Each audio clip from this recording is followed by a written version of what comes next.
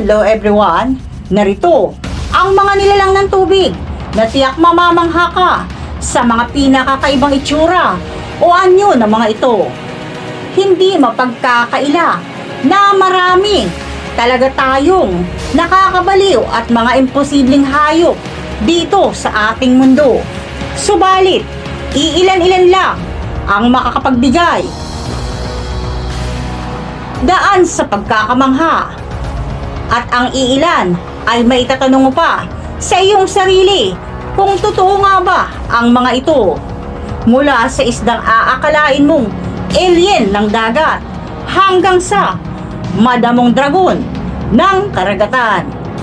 Tapusin nyo hanggang sa dulo upang ang aking munting kaalaman ay maibahagi ko sa inyo. Kakaibang kwento, nakakamangha, di pangkaraniwan, nakakabilib, dito lang sa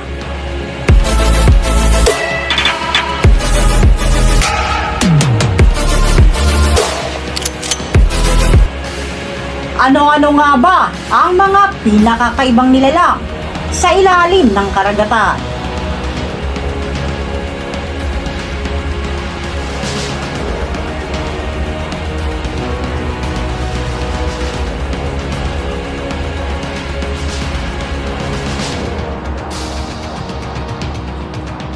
Umpisa na natin ang ating kwentuhan. Pero bago ko simulan, bigyan ko muna kayo ng konting kaalaman. Nagtataka ka rin ba kung bakit ang tubig sa dagat ay napakaalat at ang tubig naman sa ilog ay matabang? Gayong ang mga tubig sa ilog ay nagmumula lamang sa karagatan. At alam niyo rin ba na ang ilog mismo ang nagdadala ng asin patungo sa dagat? Nalito rin ba kayo kagaya ko? Pero bago kayo mahilo, simulan na natin ang mga pinakakaibang nilalang ng karagatan. Stargazer fish. Ang stargazer fish ay nabubuhay sa iba't ibang panig ng mundo, sa mabababaw at malalalim na bahagi ng maaalat na katubigan, na may mga nakausling mata at may hugis uod na lumalabas sa bibig upang akitin ang kanilang mabibiktima, upang mabilis nilang mahuli ang kanilang hapunan. At masasabi mo ngang kahanga-hanga dahil ibinibao neto ang kanilang katawan sa buhangin at biglang lalangoy paitaas kapag makita nito ang kanyang target para sa kanyang hapunan. At ito'y walang kawala sa matinik at matalinong stargazer fish.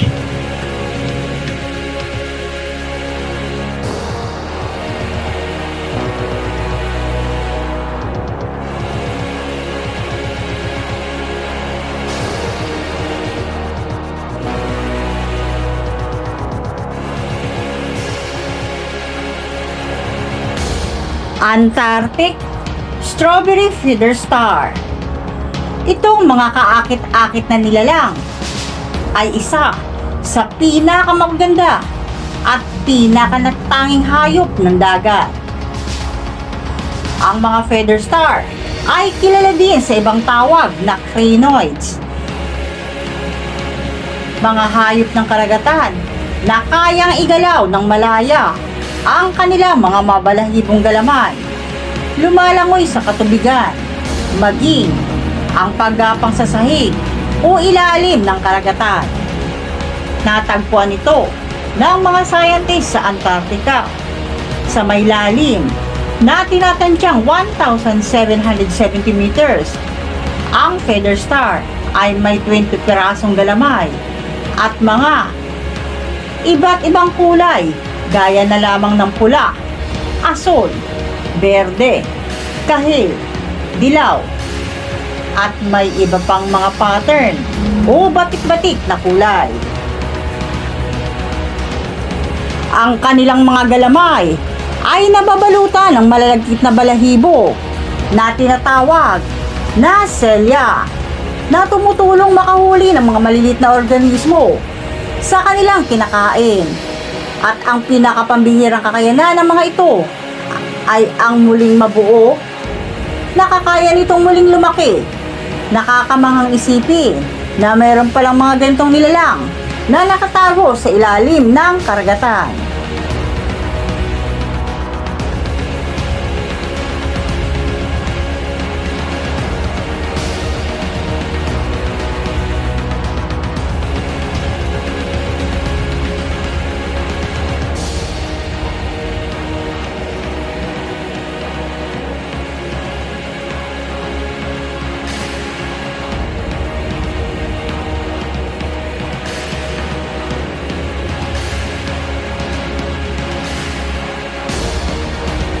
Frogfish.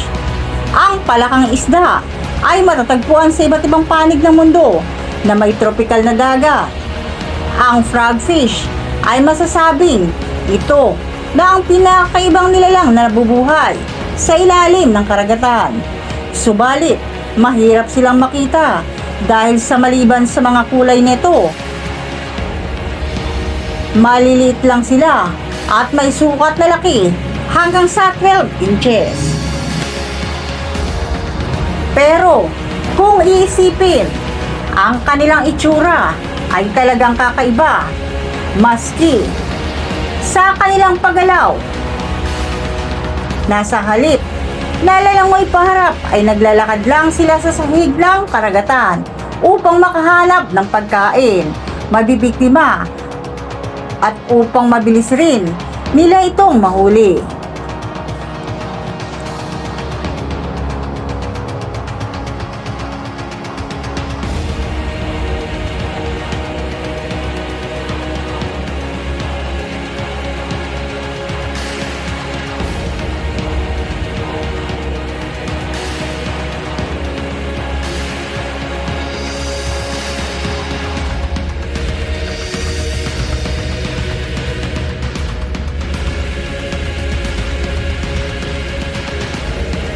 Pink see-through fantasia.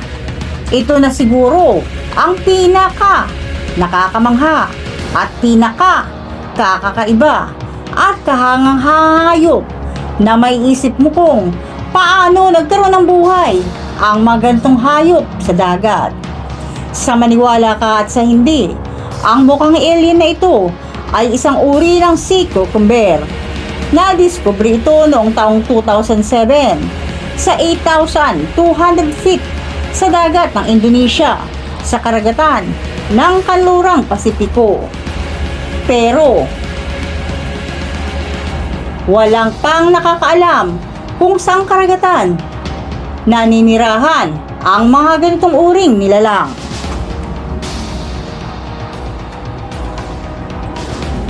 Ang ganitong nilalang ay kitang-kita ang kaloob-looban nito.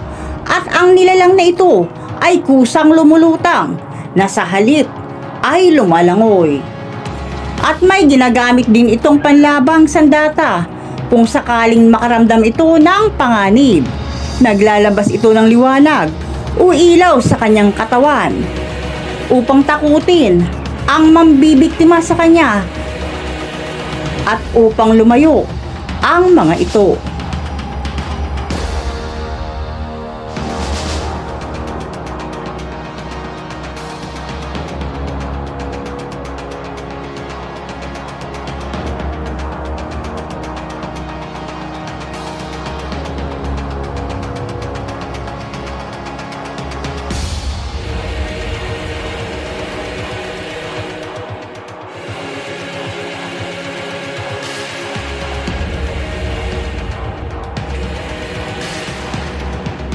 Leafy Sea Dragon. Ang madamong dragon ng karagatan ay matatagpuan sa timog ng karagatan ng Australia. Mahirap paniwalaan na kung titingnan mong mabuti na ito ay may buhay na humihingang nilalang ng karagatan. Ang Leafy Sea Dragon ay may nakausling mga dahon sa kabuuang katawan. Ang mga nilalang na ito ay lumalaki hanggang sa 9.5 inches ang haba. At dahil nga sa liit nito, ay nakakagala sila sa sa karagatan ng Australia. Ang leafy sea dragon ay malapit na mag-anak ng mga sea dragon. At alam nyo bang, ang mga lalaking leafy sea dragon ang nagdadala o naglilimlim ng mga itlog upang sa hanggang mapisa at lumabas ang mga baby leafy sea dragon. Pagkalipas ng 4 o hanggang 6 na linggo, ang katotohanang balita mula noong 1990s dahil nga sa maraming nanguhuli at ginagawang alaga, bumaba ang kanilang populasyon at itinaklara ng gobyerno ng Australia na ang mga uri nito ay nalipol na dahil na rin sa pinsala na dulot ng polusyon na nakakasira ng karagatan. Sa ngayon, nakabilang na ang mga uri na isang endangered species.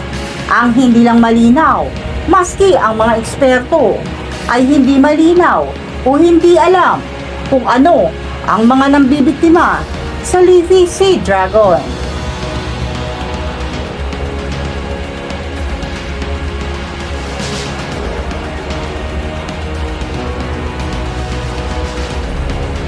Kung bago ka lang sa channel ko at kung gusto mo ng mga ganitong video, mag-subscribe ka na at pakiclick na rin ang notification bell para updated ka sa mga bagong video ko. Nag-upload ako ng 1 o 2 video sa isang linggo at kung mayroon kang gustong ipakwento o di kaya ipasaliksik, mag-comment ka lang dyan sa ibaba ng video ko.